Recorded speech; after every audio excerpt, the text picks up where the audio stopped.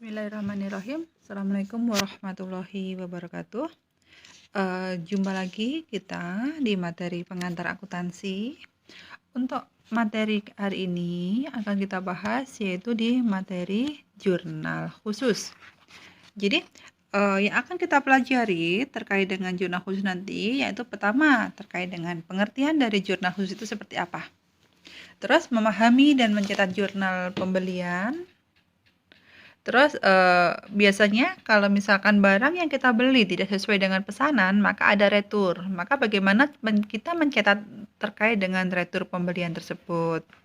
Dan jurnal pengeluaran kas, jurnal penjualan, serta jurnal penerimaan kas yang terakhir terkait dengan jurnal return penjualan. Jadi biasanya untuk perusahaan dagang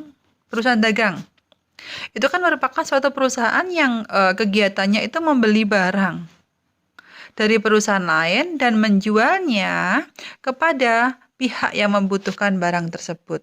Jadi fungsi dari perusahaan dagang itu sebagai jembatan, sebagai jalan antara konsumen yang memerlukan suatu barang dan juga produsen yang membuat barang tersebut. Jadi perusahaan dagang itu membeli barang tertentu dan menjualnya dalam bentuk yang sama kepada pihak lain. Jadi kita dalam perusahaan dagang itu transaksinya itu membeli, kemudian mencatat sebagai persediaan dari barang yang sudah dicatat sebagai persediaan tadi, kemudian dijual kembali tanpa mengubah bentuk maupun fungsi dari barang tersebut. Jadi dalam perusahaan dagang itu berfungsi untuk mempertemukan antara produsen, jadi produk tertentu, dan konsumen yang memerlukan produk tersebut. Baik itu pertemuannya dilakukan secara langsung maupun tidak langsung. Jadi karena dalam perusahaan dagang itu perusahaan tidak membuat sendiri produknya, maka perusahaan dagang itu harus melakukan apa? Pertama, pembelian. Pembelian terkait dengan apa? Pembelian dari barang yang akan dijual. Jadi barang yang akan dijual dalam perusahaan dagang itu dibeli dari produsen secara langsung maupun dari agen tunggal atau maupun dari distributor. Jadi aktivitas pembelian ini mengakibatkan adanya arus barang masuk ke perusahaan. Nah, arus barang masuk ke perusahaan tadi dicatat dalam jurnal pembelian. Nah, yang kedua, karena perusahaan tadi membeli barang dari agen tunggal ataupun dari distributor ataupun dari produsen yang ditunjuk, maka karena kita membeli, maka perusahaan itu akan mengeluarkan uang.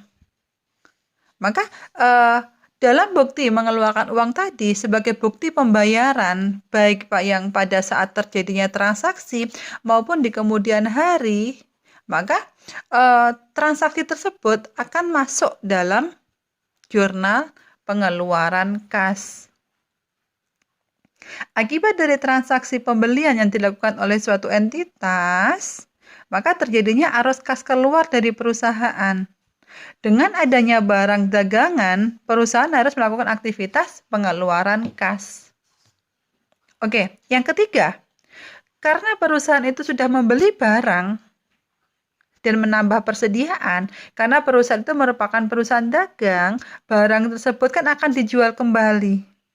Nah, penjualan kepada konsumen langsung ataupun kepada pedagang lain yang menjadi pedagang perantara, maka mengakibatkan arus barang keluar dari perusahaan. Jadi, karena adanya barang yang keluar dari perusahaan, maka perusahaan itu harus mencatat barang yang keluar itu jumlahnya berapa. Maka pencatatannya itu dimasukkan dalam jurnal penjualan.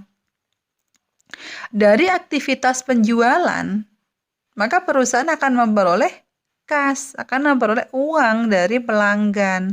Maka itu masuk dalam jurnal penerimaan kas. Jadi, transaksi penjualan dari suatu entitas itu akan mengakibatkan arus kas masuk dalam perusahaan. Ya, di sini Karena perusahaan dagang kan tadi saya sebutkan fungsinya untuk memberikan jalan, untuk menjembatani antara produsen dan konsumen. Maka aktivitas dari perusahaan dagang itu mempunyai frekuensi yang paling tinggi. Apa sih yang paling tinggi? Ya ini, mencatat dalam jurnal pembelian, jurnal pengeluaran kas, jurnal penjualan, jurnal penerimaan kas. Nah, ini kalau tidak, misalkan dalam pembelian tadi tidak sesuai dengan pesanan, maka dicatat juga dalam renten pembelian. Kalau ternyata dalam jurnal penjualan tadi tidak sesuai dengan pesanan, maka dimasukkan dalam jurnal renten penjualan. Jadi, dengan alasan efisiensi waktu dan tenaga, maka jurnal pada perusahaan dagang itu dapat dipilah ke dalam 4 kelompok jurnal. Nah, buku jurnal yang digunakan hanya untuk mencatat satu jenis transaksi saja, maka disebut dengan jurnal khusus. Karena dalam perusahaan dagangan transaksi yang paling sering digunakan ada pembelian, penerimaan kas, penjualan, pengeluaran kas. Maka jurnal khusus pada perusahaan dagang itu juga dibagi dalam 4 jenis ini. Yang paling sering digunakan yang nomor 2, 3, 4, dan 5. Jurnal pembelian 4, jurnal pengeluaran kas, jurnal penjualan maupun jurnal penerimaan kas. Jadi aktivitas perusahaan dagang yang tidak dapat ditampung dalam keempat jurnal itu biasanya masuk dalam buku jurnal umum. Oke, kita kembali masuk ke yang pertama. Nah, di sini untuk jurnal khusus itu merupakan jurnal yang digunakan untuk mencatat transaksi yang terjadi secara berulang-ulang. Jadi, transaksi pembelian, transaksi penjualan, transaksi penerimaan kas, pengeluaran kas. Nah, di sini untuk masing-masing transaksi yang terjadi dalam suatu entitas tadi dimasukkan dalam jurnal. Nih, jurnal pembelian, purchase journal. Untuk mencatat segala pembelian secara kredit. Kalau pembelian secara kredit dimasukkan dalam jurnal pembelian. Misalkan pembelian barang dagangan secara kredit, pembelian perlengkapan kantor secara kredit, pembelian peralatan kantor secara kredit, maka masuknya di mana? Masuknya di jurnal pembelian. Yang kedua, pengeluaran kas. Untuk mencatat transaksi pengeluaran kas, seluruh pengeluaran kas ya, kalau namanya pengeluaran kas ya termasuk adalah kas yang dikeluarkan oleh suatu entitas. Berarti kalau mengeluarkan pengeluaran kas itu terkait dengan pembelian barangnya yang dilakukan secara tunai. Kalau pembelian secara kredit ya masuk di jurnal pembelian. Secara tunai masuk di jurnal pengeluaran kas. Terus yang kedua, pembelian perlengkapan kantor dan peralatan kantor secara tunai. Pokoknya semua pembelian, semua pengeluaran kas oleh entitas yang dilakukan secara tunai masuknya di jurnal pengeluaran kas, cash payment journal. Yang ketiga, jurnal penjualan, sales journal. Jadi untuk mencatat dari seluruh penjualan secara kredit masuknya di sales journal. Kalau penjualan secara tunai maksudnya kemana? Nah, kalau penjualan secara tunai kan mengakibatkan perusahaan itu ada penerimaan kas. Maka maksudnya di apa? Cash receipt journal. Jadi dari hasil penjualan tunai perusahaan, ada penerimaan piutang usaha, penerimaan pendapatan bunga, itu masuk ke jurnal penerimaan kas. Gitu ya. Jadi jurnal pengertian dari jurnal khusus kan digunakan untuk mencatat transaksi yang terjadi secara berulang-ulang dalam suatu entitas. Jadi ada 4 jurnal khusus yang terjadi dalam atau yang perlu dibuat dalam suatu entitas. Oke, yang pertama diawali dari jurnal pembelian. Jadi dalam perusahaan dagang itu kan dapat melakukan penjualan jika perusahaan tersebut telah membeli produk yang akan dijual kepada konsumen. yang akan dijualnya dari produsen atau dari supplier kepada konsumennya. Jadi pembelian barang dagangan itu bisa dilakukan secara tunai maupun dilakukan secara kredit. Kalau pembeliannya dilakukan secara kredit, maka di sini mengharuskan akuntan dari perusahaan tersebut mencatat transaksi di sisi debit akun pembelian dan juga di sisi kreditnya akun utang usaha. Saya tulis ya, kalau pembeliannya di sini dilakukan secara kredit, maka jurnal yang dibuat yaitu dari akuntan tadi itu akan mencatat transaksinya. Pembelian pada utang usaha. Jadi ini secara di debit, ini posisinya di sebelah kredit. Karena pembelian secara kredit maka mengakibatkan bertambahnya hutang. Gitu ya. Jadi jika frekuensi terjadinya transaksi cukup tinggi, maka dapat dilakukan dengan membuat buku jurnal khusus untuk mencatat transaksi tersebut. Jadi untuk yang pertama, jurnal khusus yang pertama yaitu jurnal pembelian di sini. Jadi jurnal pembelian itu kan tadi saya sampaikan, jurnal yang digunakan untuk mencatat transaksi pembelian barang dagangan secara kredit. Jadi transaksi pembelian barang dagangan yang dilakukan secara kredit, maksudnya di jurnal pembelian. Jadi buku jurnal ini tidak digunakan untuk mencatat transaksi pembelian perlengkapan kantor, perlengkapan peralatan kantor, aset, dan lain-lain secara tunai, tapi dilakukan secara kredit. Jadi harta yang paling sering dibeli pada perusahaan itu ada barang dagangan, perlengkapan kantor, peralatan kantor, tapi yang dilakukan secara kredit masuk dalam jurnal pembelian. Setiap pembelian barang dagang dicatat dalam perkiraan pembelian. Jadi pembelian perlengkapan kantor dan juga peralatan kantor tidak dicatat dalam perkiraan pembelian. Kalau pembelian seperti ini masuknya dalam perkiraan yang bersangkutan itu perlengkapan kantor dan juga peralatan kantor. Jadi pada perusahaan dagang, transaksi pembelian itu terjadi secara berulang-ulang. Jadi kalau dilakukan secara berulang-ulang, jika digunakan jurnal umum untuk mencatatnya, maka memerlukan waktu yang cukup lama dalam posting ke buku besar. Maka di sini alternatifnya yang digunakan oleh perusahaan itu menggunakan jurnal pembelian sebagai pengganti, sehingga di sini untuk postingnya itu akan lebih cepat dan akan mudah dilaksanakan. Jadi fungsi dibuatnya jurnal pembelian itu untuk mencatat transaksi pembelian secara kredit. Kalau pembelian tunai tadi, pembelian kredit dimasukkan dalam jurnal pembelian. Kalau pembelian tunai dimasukkan dalam jurnal pengeluaran kas karena perusahaan mengeluarkan kas. Jadi banyak transaksi yang melekat pada pembelian barang dagangan secara kredit, diantaranya ada potongan pembelian, biaya angkut pembelian, maka bentuk jurnal pembeliannya juga harus dirancang untuk bisa menampung dari transaksi yang dilakukan oleh suatu entitas tadi.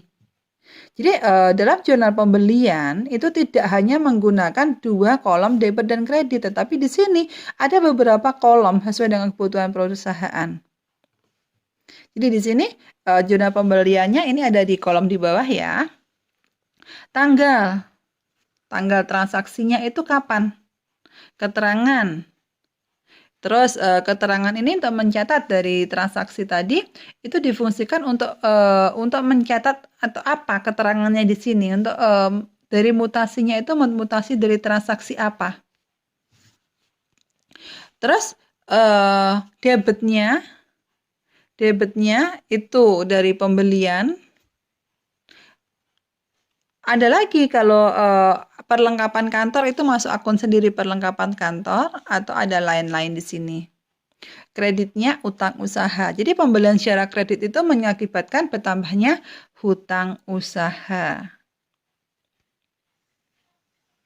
Jadi Karena dari sisi debitnya, ini kan debitnya sudah ada akun pembelian, maka dalam buku jurnal ini tidak perlu lagi dicatat akun pembelian karena sudah ada di sini, sudah ada di pembeliannya di sini. Berarti tidak usah mencatat akun pembelian.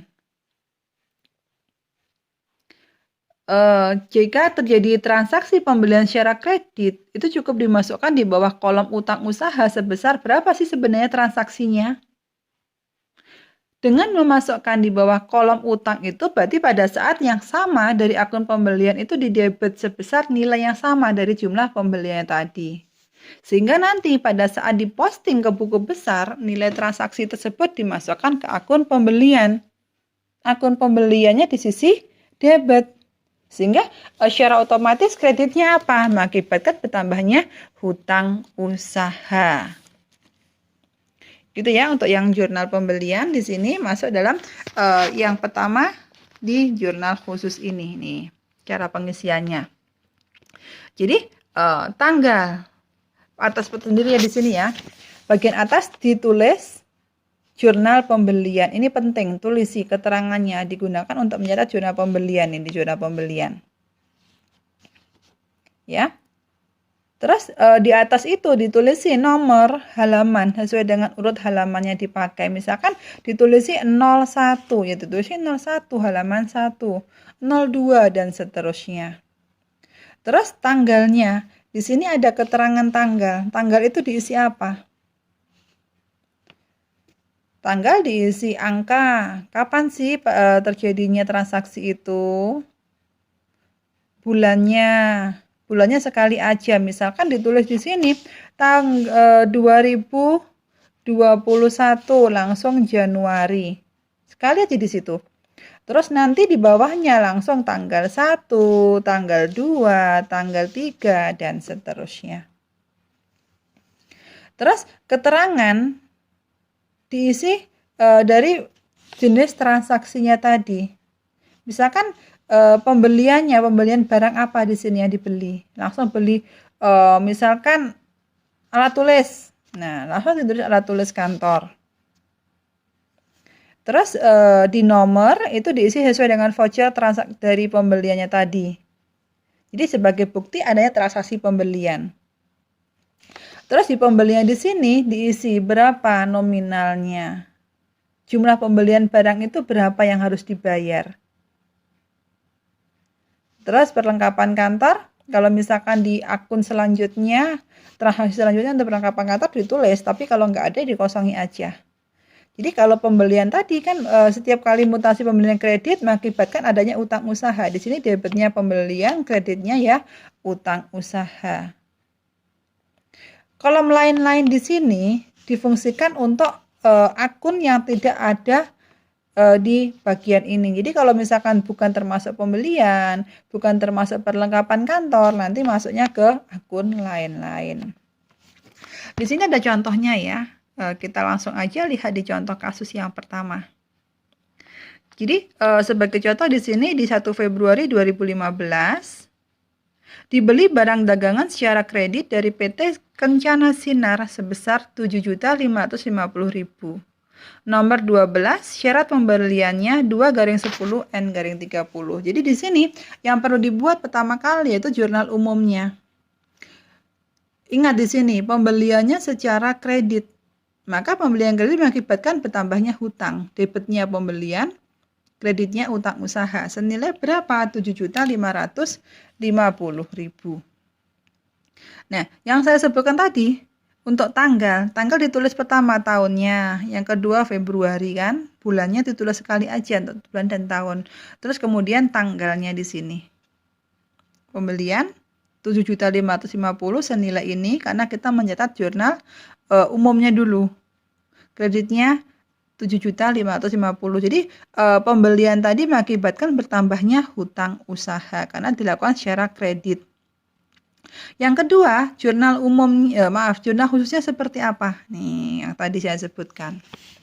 Jadi yang pertama di sini jurnal pembeliannya dalam ribuan. Halamannya masih halaman 1. Tanggalnya ditulis sekali aja, tahunnya 2015, terus Februari 1. Keterangannya Keterangannya dilakukan oleh siapa sih ini? Oh, PT Kencana Sinar. Oh, di sini PT Kencana Sinar nih. Mutasinya, transaksinya dari PT Kencana Sinar. Nomornya nih nomor 12 dipindah ke sini. Terus pembeliannya 7.550. Kreditnya langsung hutang usaha 7.550. Kasus yang kedua, 5 Februari 2015 diberi perlengkapan kantor secara kredit dari Toko Sejahtera sebesar 1 juta dan nomor vouchernya 22. Jadi di sini pertama dibuat jurnal umumnya. Dibeli perlengkapan kantor secara kredit. Berarti kan perlengkapan kantor. Pembelian secara kredit. Apa perlengkapan kantor? Mengakibatkan bertambahnya hutang usaha. Bagaimana jurnal pembeliannya? Jurnal pembeliannya pertama, tanggalnya kapan sih? 2015 bulan Februari tanggal 1. Ini mutasi yang pertama tadi, yang PT Kencana Sinar tadi yang pertama. Ya, PT Kencana Sinar ke Toko Sejahtera. Maaf, PT Kencana Sinar ya di sini nomor vouchernya 12 7.550, kreditnya sekian. Yang kedua, ini soal yang kedua, contoh kasus yang kedua tadi soal di atasnya di 5 Februari. Siapa di sini Toko Sejahtera ini nanti ke bawah ya. Nomor vouchernya berapa? 22. Nah, ini dibeli perlengkapan kantor, maka di sini masuk ke akunnya perlengkapan kantor. Karena pembelian secara kredit, maka mengakibatkan bertambahnya hutang usaha sebesar 1 juta. Oke, contoh kasus yang ketiga. Ini kalau yang ketiga di sini dibeli mesin ketik, berarti akun mesin ketik tidak ada dalam jurnal pembeliannya. Nanti masuknya ke kolom lain-lain ya. Tetapi pertama kali dibuat jurnal umumnya terlebih dahulu. Dibeli mesin ketik. Mesin ketik itu termasuk ke peralatan kantor secara kredit dari Toko Kurnia sebesar 5 juta. Jadi di sini 2015 Februari 10 tanggal 10 kan. Keterangannya peralatan kantor 5 juta, kreditnya utang usaha sebesar 5 juta. Oke, yang kedua, jurnal pembeliannya ini. Ini yang tanggal 1 yang tadi ya, tanggal 5 yang tadi masih sama. Sekarang yang kita bahas di tanggal 10, yaitu pembelian mesin ketik. Mesin ketik itu termasuk ke kategori peralatan kantor. Kenapa masuk ke peralatan kantor? Karena mesin ketik itu bukan barang yang sekali pakai. Itu bisa dipakai secara berulang-ulang. Pemakaiannya lebih dari 1 tahun. Maka masuk ke peralatan kantor. Jadi keterangannya di sini 10 Februari itu Toko Kurnia. Toko Kurnia. Nomornya lihat di atas tadi nomor 32. Peralatan kantor senilai 5 juta. Pembelian peralatan kantor 5 juta. Jadi di sini bukan masuk pembeliannya, tetapi di sini akunnya kita ngikut peralatan kantor 2101 nih. 2101 peralatan kantor. Terus jumlahnya sebesar 5 juta. Nah, jadi untuk yang akun-akunnya di sini untuk di jurnal pembelian, kalau misalkan tidak ada dalam akunnya di sini kan ini ada pembelian, perlengkapan kantor. Kalau tidak ada di sini masuk ke lain-lain. Yang contoh kasus keempat, dibeli barang dagang secara kredit dari Toko Merdeka sebesar 10 juta nomor 20. Jadi pembelian pada utang usaha sama ya. Terus selanjutnya di sini untuk yang keempat itu 10 juta pembelian pada perlengkapan kantor. Sama. Yang kelima, barang dagang secara kredit juga, pembelian barang dagangan sama, pembelian sama hutang usaha. Toko Dika, di sini lihat Toko Dika ya, Toko Dika. Tanggal 20. Nomornya nomor 27. Nilainya 20 juta. Kenapa ini 20.000? Karena di sini dalam ribuan. Ini 20.000. Pembelian, kreditnya hutang usaha. Kreditnya, maaf ini bukan perlengkapan kantor ya di sini. Ini namanya utang dagang, utang usaha. Utang usaha, bukan perlengkapan kantor ya di sini salah. Utang usaha. Ini juga, ini utang usaha bukan perlengkapan kantor ya. Ini salah, ini utang usaha. Ini juga utang usaha, kreditnya bukan perlengkapan kantor, tapi kreditnya utang usaha ya, itu nanti. Jadi nanti dari semua mutasinya tadi masuk ke jurnal pembelian, direkap dari tanggal 1 sampai dengan tanggal 26. Mutasi pembeliannya itu bagaimana? Direkap keseluruhan. Jadi mutasinya secara keseluruhan dijadikan satu dalam jurnal pembelian. Tetapi awalnya di tanggal 1 taruh dibuat dulu. Tanggal 5 jurnalnya seperti apa, baru nanti dimasukkan di tanggal 1 dan tanggal 5. Begitu seterusnya. Jadi dalam jurnal pembelian itu mencatat semua mutasi pembelian yang dilakukan secara kredit yang dilakukan oleh suatu entitas. Dicatat secara kronologis dari tanggal terjadinya yang paling awal sampai yang terakhir. Yang kedua, dari perusahaan kalau membeli suatu pembelian barang dagangan, dari barang dagangan yang sudah dibeli tadi, ternyata pada waktu diterima itu tidak sesuai dengan pesanan. Atau misalkan barang tersebut ketika sampai sudah rusak, sehingga harus dikembalikan kepada penjual. Maka dari pengembalian barang tadi harus dinyatakan secara tertulis dengan menggunakan surat ataupun dengan memo. Namun juga digunakan adalah menggunakan nota debit. Jadi dengan menggunakan debit memorandum. Jadi yang disebut dengan nota debit itu dokumen untuk memberitahukan kreditur bahwa perkiraannya yang telah didebit sebesar jumlah tertentu. Jadi mengurangi jumlah hutang dagangnya. Jadi untuk retur pembelian ini bisa dilakukan pada jurnal umum ataupun jurnal khusus retur pembelian. Jadi misalkan tanggal 12 Januari, toko Rida mengembalikan barang dagangan karena tidak sesuai dengan pesanan senilai 2 juta. Nomor nota debitnya yaitu nomor 11. Jadi jurnalnya di sini, ini pertama dibuat jurnal umum dulu. Utang usaha, retur pembelian berarti mengurangi jumlah hutang senilai 2 juta kan. Utang usahanya berkurang pada retur pembelian senilai 2 juta. Kemudian yang kedua, jurnal retur pembeliannya. Sama 2015 Januari tanggalnya tanggal 12. Nota debit kita ikuti nomor 11. Keterangannya siapa yang mengembalikan barang, toko Rida. Utang usahanya berkurang, debit, kreditnya retur pembelian. Jadi di sini untuk cara pengisiannya, untuk tanggal diisi dengan pertama tahun, sekali pengisian ya tahun, bulan juga sekali pengisian. Nah sekarang yang ganti, yang sering bertambah secara kronologis itu tanggalnya, kapan terjadinya transaksi.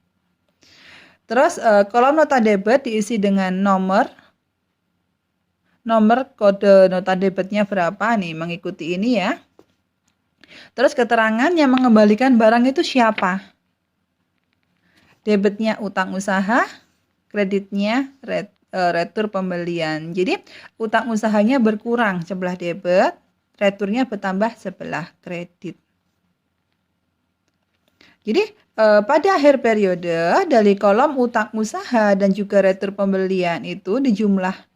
Kemudian dari nilai penjumlahan itu dipindahkan atau diposting ke buku besar. Oke, itu untuk yang pertama dan kedua, jurnal pembelian maupun jurnal retur pembelian. Tolong di sini Anda pahami terlebih dahulu. Kalau misalkan ada pertanyaan, silahkan Anda tanyakan sebelum masuk ke jurnal khusus yang kedua.